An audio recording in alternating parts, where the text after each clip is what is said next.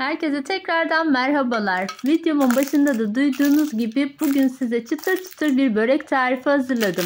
Üstelik bu börek sadece 2 bezeyle ve çok kısa sürede hazırlanan bir börek. Sözü çok uzatmadan hemen bu pratik börek tarifimin yapım aşamasına geçiyorum.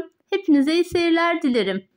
Öncelikle böreğimizin hamurunu hazırlayalım ve bunun için uygun bir kasenin içerisine 1,5 su bardağı kadar ılık suyumu döküyorum. Bu tarifte mutlaka ılık su kullanın. Şimdi de 2 yemek kaşığı sıvı yağ ve ardından 1 yemek kaşığı da sirke ilave ediyorum. 1 tatlı kaşığı tuzu da ekledikten sonra şöyle bir tuz eriyene kadar karıştırıyorum ve ardından yavaş yavaş unumu ilave ediyorum.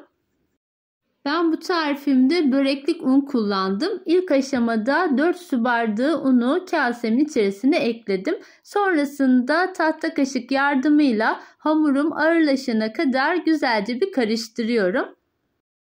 Kase içerisindeki hamurum yoğunlaştıktan sonra şöyle kaşığımı kenara bırakıyorum ve yoğurma işlemine elimle devam ediyorum.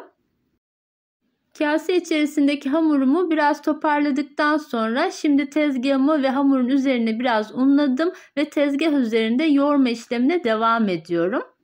Ben bu tarifimde 4 su bardağı artı 2 yemek kaşığı kadar un kullandım. Sizler de lütfen ununuzu kontrollü bir şekilde ekleyin.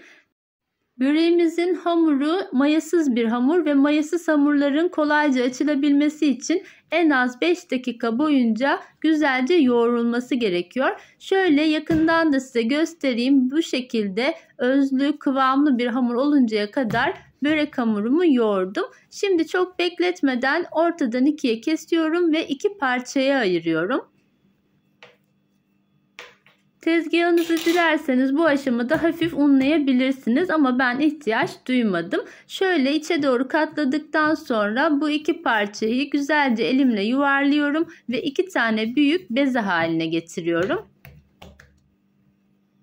Ardından hazırlamış olduğum bezeleri bir servis tabağının içerisine alarak kenarda bekletiyorum. Diğer bezemi de yine aynı şekilde güzelce yuvarladım ve büyükçe bir beze meydana getirdim.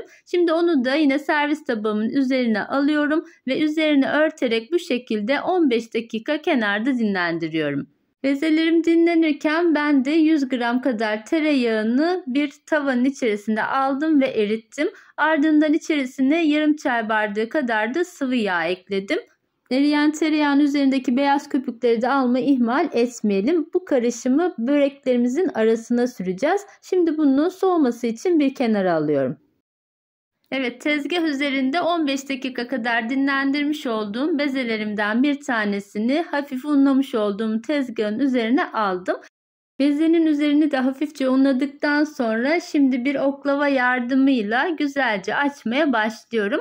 Ben bugün bezemi oklava yardımıyla açtım. Sizler dilerseniz merdane kullanarak da açabilirsiniz. Çünkü böyle çok incecik bir hamur açmamıza gerek yok. Ara ara hafifçe unlayarak tezgahımın üzerinde bezemi oklava yardımıyla güzelce büyütmeye devam ediyorum. Hamurumuz dinlendiği için bu aşamada sizi hiçbir şekilde zorlamayacaktır. Kolaylıkla açıp büyütebiliyorsunuz. Şöyle yakından da size ne kadar kalınlıkta olduğunu göstermek istiyorum. İncecik olmasına gerek yok dediğim gibi bu kalınlıkta olması yeterli. Şimdi açmış olduğum börek yufkamın tam ortasına bir kase yerleştirip bir rulet yardımıyla 4 eşit parçaya bölüyorum. Ardından bu 4 parçayı da yine tam ortasından olacak şekilde tekrar bölüyorum. Yani toplamda 8 parçaya bölmemiz gerekiyor. Kenarda soğuyan yağlı karışımımı da yine tüm parçaların üzerine güzelce gelecek şekilde fırça yardımıyla sürüyorum. Güzelce yağlamaya özen gösterelim. Hiçbir şekilde kuru yeri kalmasın. Böreğimin bu bezesini güzelce yağladıktan sonra şimdi de katlama işlemine geçeceğiz. Her bir kesmiş olduğum parçayı birbirinin üzerine kapatarak hamurumu bu şekilde katlıyorum. Sizin de gördüğünüz gibi yapımı oldukça pratik, çok da kolay bir börek tarifi oluyor. Şimdi bir servis tabağını da hafifçe tabanını yağladıktan sonra katlamış olduğum böreğimin bezesini servis tabağının içerisine aldım. Üzerine de bir buzdolabı poşeti kapatarak bunu şimdi kenarda bekletiyorum. Diğer bezemi de yine tezgahımın üzerine alarak aynı şekilde açma işlemini gerçekleştiriyorum. Yine bezemi büyütebildiğim kadar büyütüyorum. Çok ince olmasına gerek yok dediğim gibi. Oklava yardımıyla şöyle ortasından kenarlarına doğru çekerek kolaylıkla bezemi büyütüyorum. Şimdi büyütmüş olduğum bezeyi yine önceki gibi ortasına bir kase koyarak 8 eşit parçaya bölüyorum. Sizin de gördüğünüz gibi sadece 2 bezeyi açarak çok kolay bir şekilde bir tepsi börek yapıyoruz. Hem yapımı çok pratik, aynı zamanda çıtır çıtır çok da lezzetli bir böreğimiz olacak.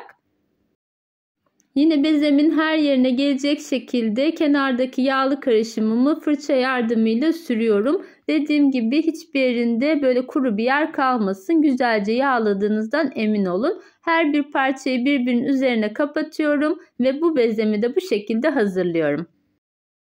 Bezelerimizi böyle birbirinin üzerine katlayarak hazırladıktan sonra son aşamada en üst kısmını da yağlamayı unutmayalım. Güzelce üzerini yağladıktan sonra bunun da üzerine bir buzdolabı poşeti kapatıyorum ve kenarda bu şekilde en az 1 saat kadar bezelerimi dinlendiriyorum.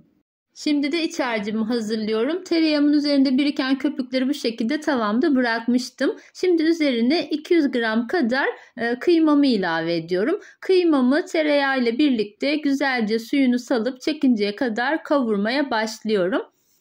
Kıymam suyunu çektikten sonra şimdi de içerisine bir miktar daha sıvı yağ ilave ediyorum. Şöyle 2 yemek kaşığı kadar yeterli ve ardından bir büyük soğanı yemeklik olarak doğramıştım. İçerisine soğanlarımı ekliyorum. Soğanlarla birlikte kıymamı böyle soğanlar güzelce eriyip küçülünceye kadar kavurma işlemine devam ediyorum. Soğanlar da güzelce kavrulduktan sonra bu aşamada baharatları ekliyorum. Ben birer çay kaşığı olacak şekilde toz biber, pul biber, karabiber ve tuz ilave ettim. Baharatları ile birlikte de şöyle 2 dakika kadar kavurmuş olduğum böreğimin iç harcı artık hazır. Bunu da soğuması için bir kenara alıyorum. Evet, bezelerimiz kenarda 1 saat kadar dinlendi. Bugün ben böreğimi yuvarlak bir tepsi içerisinde yapacağım. Öncesinde kenardaki yağ ile güzelce tepsimin tabanını ve kenarlarını yağladım. Şimdi beklemiş olan birinci bezemi tepsimin tam ortasına yerleştiriyorum. Sonrasında parmak uçlarımla böyle bastırarak tepsi boyutunu da genişletiyorum. Yağlı bir hamur olduğu için bu aşamada sizi hiç uğraştırmayacak. Kolaylıkla tepsi boyutunda hamurunuzu genişletebilirsiniz. Videomu tam da buraya kadar izlemişken size küçük bir hatırlatma yapmak istiyorum. Kanalımı ilk kez bu videom sayesinde izliyorsanız eğer ve kanalıma hala abone değilseniz abone olmayı ve tariflerimden önceden haberdar olmak için de bildirim zilini açmayı unutmayın lütfen. Evet, böreğimizin birinci bezesini tepsi boyutunda genişlettik. Şimdi de kenardaki tereyağdan yine üzerine fırça yardımıyla güzelce sürüyorum. Sonrasında da kenarda soğutmuş olduğum kıymalı iç harcımı tepsinin içerisine dökerek her yerine eşit olacak bir şekilde kaşık yardımıyla yayıyorum. Ben bugün böreğimi kıymalı olarak hazırladım. Sizler dilerseniz pırasalı, dilerseniz peynirli ya da ıspanaklı olarak da bu tarifi deneyebilirsiniz. Evet, kıymamı her yerine yaydıktan sonra şimdi tepsimi kenara alıyorum. Diğer bezemi tezgahımın üzerinde genişleteceğim. Tezgahımın üzerine hafifçe yağladıktan sonra bezemi tezgahımın üzerine aldım ve sonrasında yine parmak uçlarımla bastırarak bezemi tepsi büyüklüğünde genişletiyorum. Bu aşamada bezenin her yerinin eşit kalınlıkta olmasına özen gösterelim. Güzelce tepsi boyutunda genişlettikten sonra şimdi katlayarak bezemi kenara alıyorum ve tepsimin içerisine yerleştiriyorum. Şimdi kıymalı iç harcın üzerine bu şekilde açmış olduğum bezemi koyuyorum ve bunu da tepsi boyutunda güzelce düzeltiyorum.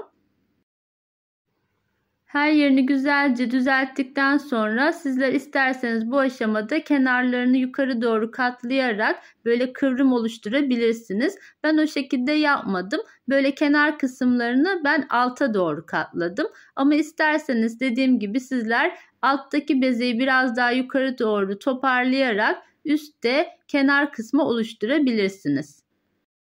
Evet, ikinci bezemi de bu şekilde tepsiye yerleştirdikten ve düzelttikten sonra artık son aşamada üzerine kenarda kalan tereyağımı sürüyorum. Bu böreğin üzerine yumurta sürmüyoruz. Sadece kalan tereyağını sürerek pişirme işlemini gerçekleştireceğiz.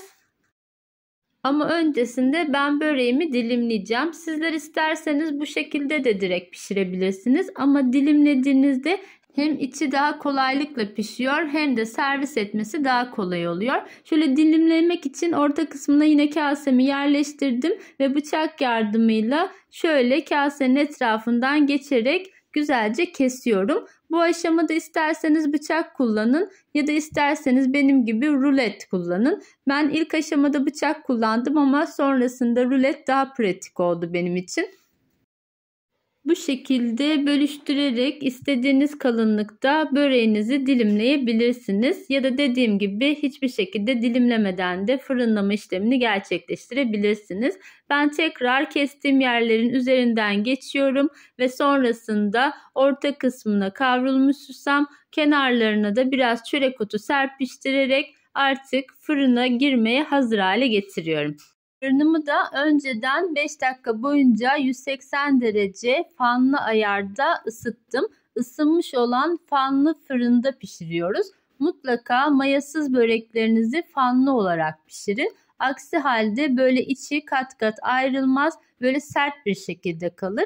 Benim fırınımın ayarına göre toplamda 45 dakikada böreğim çok güzel pişmişti.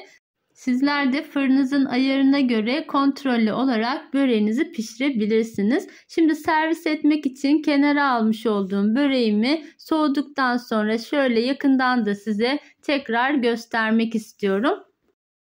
Sadece 2 bezeyle çok kısa sürede ve pratik bir şekilde yaptığımız çıtır çıtır bir börek tarifi oluyor. Sizlerin de bu güzel börek tarifini mutlaka denemenizi tavsiye ediyorum.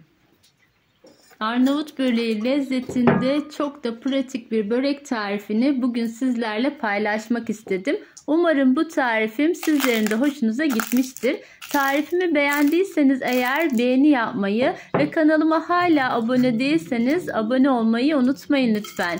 Başka güzel tariflerde yeniden görüşmek üzere. Hoşça kalın, sağlıcakla kalın.